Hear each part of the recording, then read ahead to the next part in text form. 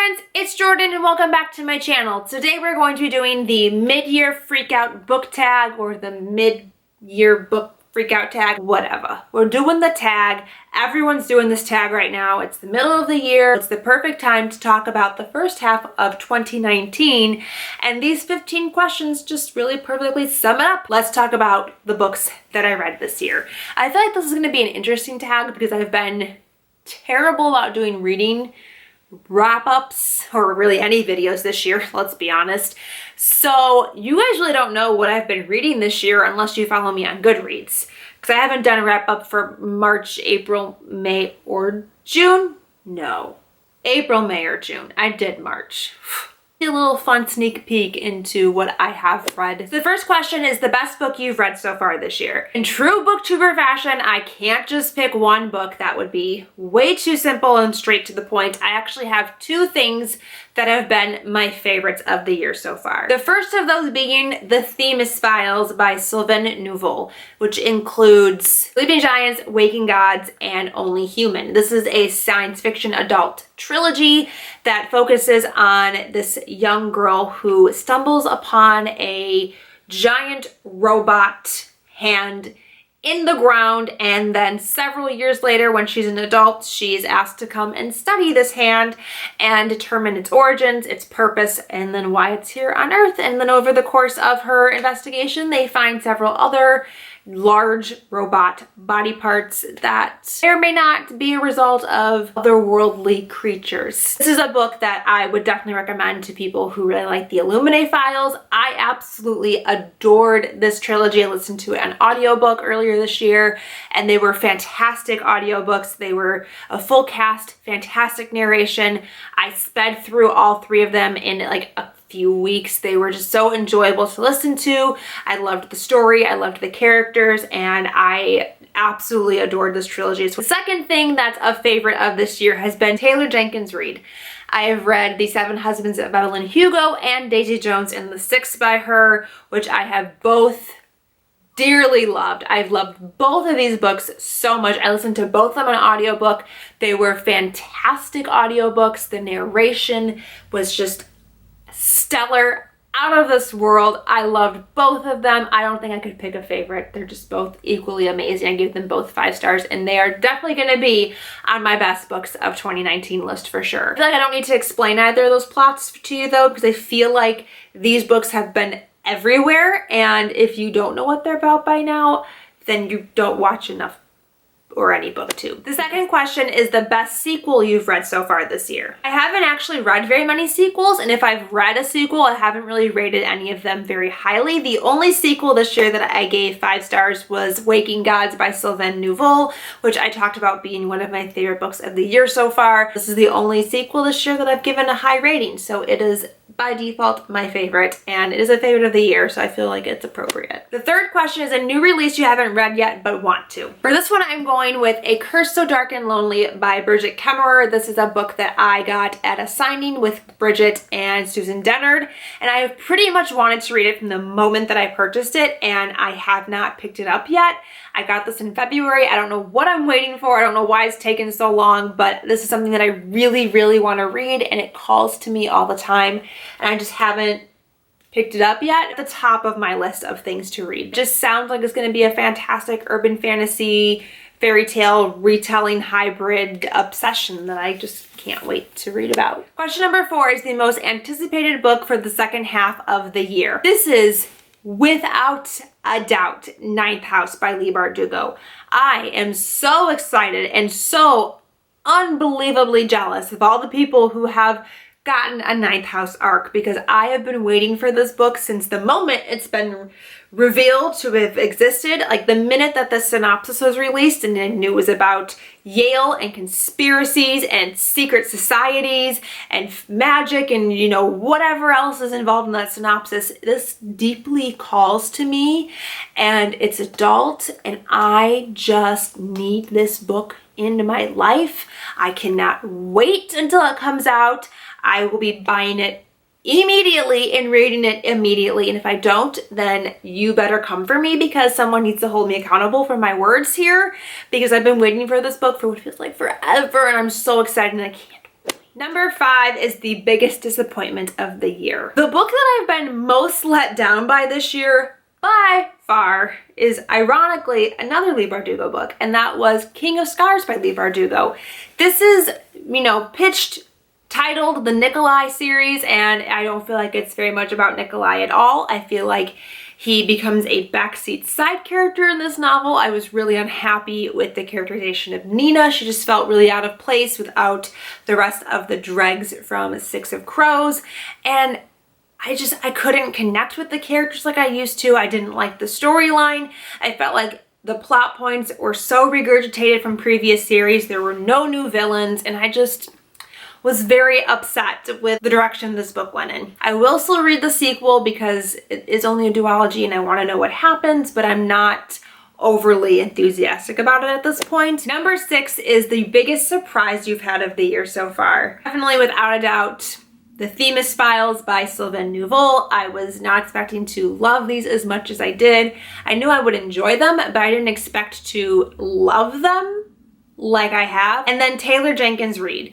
I don't typically like adult literary fiction. I would say that this does definitely toe that line of literary fiction, chick lit. Her older novels are more chick lit adult romance, and then her newer novels are way more literary fiction, which is so outside of my comfort zone, so outside of my reading preferences and tastes, and I was not expecting to love them as much as I did, but I am obsessed with these books, and I can't wait for everything else that she publishes, because if they're anything like these 2 books, I'm gonna love all of them. Number 7 is your favorite new author, either new to you or debut. And is anyone surprised that I'm gonna say Taylor Jenkins Reid? The year of Evelyn Hugo, it's the year of Daisy Jones and the Six, it's the year of Taylor Jenkins Reid. She's really just like, taken over the online book community and taken over my heart. And I'm really not that mad about it. Question number 8 is your newest fictional crush. I had a little bit of a hard time with this one because no one really stood out to me as being like a new obsession. Like, no one's reached Rowan Reese levels for me in a really long time, which are like 2 of my OG long-standing, fictional crushes.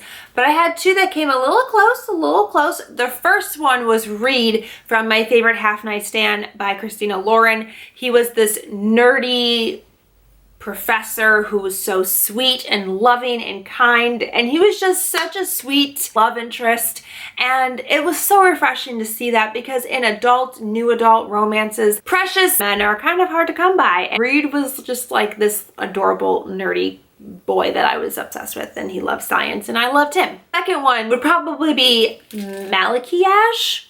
I call him Malachi in my head, but I think it's pronounced Malachi-ash. I don't know. From Wicked Saints by Emily A. Duncan. I haven't finished this book yet, but I'm really close to finishing it, and I really love his character.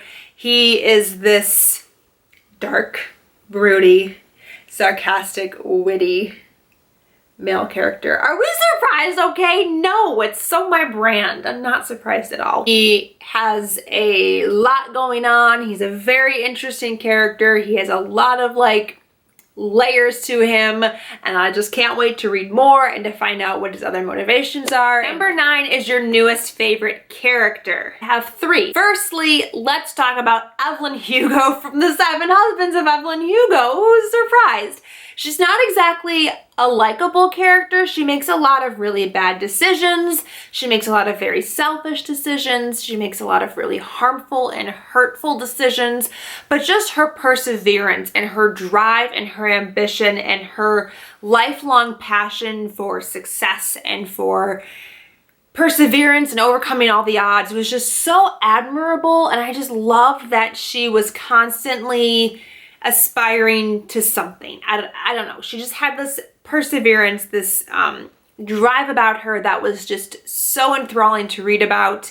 And she might not be a likable character, but she's very realistic and she has a lot of layers. And I'm not sorry that I mentioned this book again. My second favorite is Zoya from King of Scars. Zoya was a character that I wasn't overly fond of in the Grisha trilogy, but she really came into her own in King of Scars, and I became obsessed with her. I love her and her bad bitchy attitude. I'm so down for it all the time. And basically I just want a series all about Zoya. I mean, technically this book really is all about Zoya. She definitely feels like the main character, but I could go for another trilogy about her because I love her. I can't wait to see where she goes in the next book because she's going places.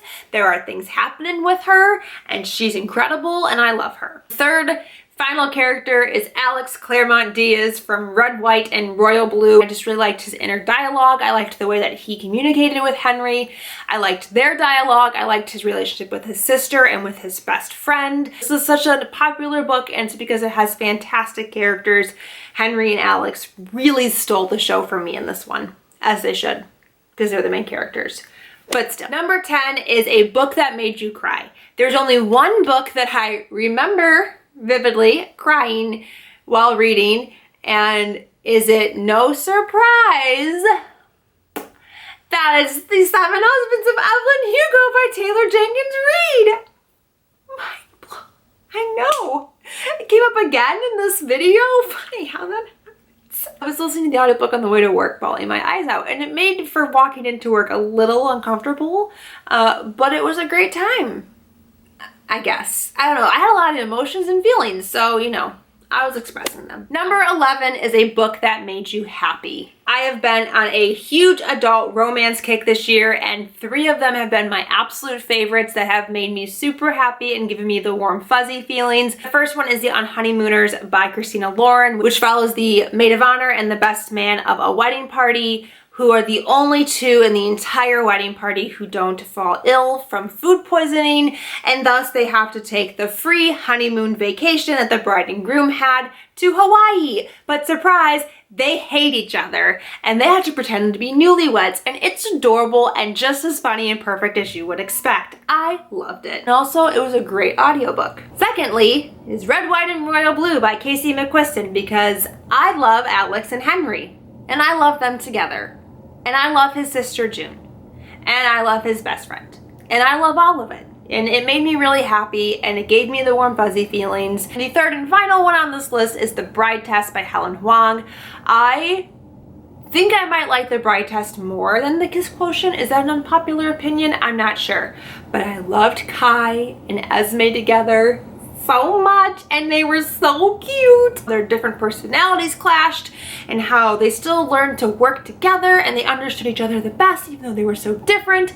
I loved it. It was another fantastic audiobook. I've done a lot of audiobooks this year. Number 12 is your favorite book to film adaptation that you've saw this year, and I don't have one because I haven't seen any this year. Not a single one. Number 13 is a favorite video that you have done so far in this year. LOL. I have filmed basically no content this year, and the content that I have filmed is very unoriginal and very generic. I've done not a one creative anything, so there is no favorite this year. They're all average. I need to step up my game. Number 14 is the most beautiful book you've bought so far this year or received. I haven't really acquired very many books this year, but I think my favorite cover, which might be very, I don't know, like controversial, is The Diviners by Libba Bray, because I feel like out of all the covers The Diviners has had over the years, this is the least favorite among them, but it's my personal favorite. I don't know, I just get a lot of like 1920s vibes with the geometric border and like the style of the writing, but it also gives me this like creepy horror kind of vibe as well, which like really fits for the story. It is a little science-y fiction, horror, mystery-esque that takes place in the 1920s. It's a little occult feeling. So I just feel like this cover really fits it. It's my favorite cover of the whole Diviners options that we've had so far. So this has been my favorite acquisition of the year. And finally, the last question is, what books do you need to read by the end of the year? I feel like there are 2 really big ones that I have to read this year or I will be ashamed of myself.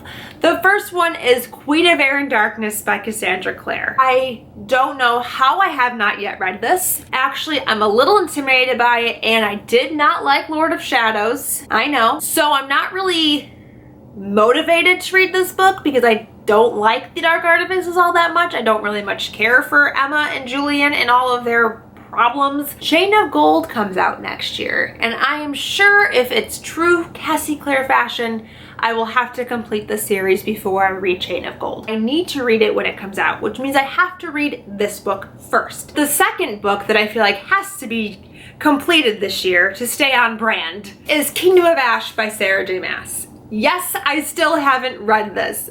I don't know what's wrong with me. Someone help, I must be ill. This is my favorite YA fantasy series of all time. These are my children. I waited for this book for years. I've been dying to know what happens in these 1,000 pages. I want to reread all of the books before I read this book, and I've made it to Queen of Shadows, so I've got 3-4 books left. My mom has already completed the series. My best friend and her older sister completed the series, all of whom were recommended the series by me, and I'm the one who hasn't finished it yet. So something is wrong with that whole situation, and this book is the #1 book I got to read this year, or I'm canceling myself. So that is it. Those are all the questions for the mid-year Freakout book tag. I know this tag's been going around a lot, so if you've done this tag, I would love to know what some of your answers are to these questions. Thank you guys so much for watching. Until next time, I'll talk to you very soon. Bye!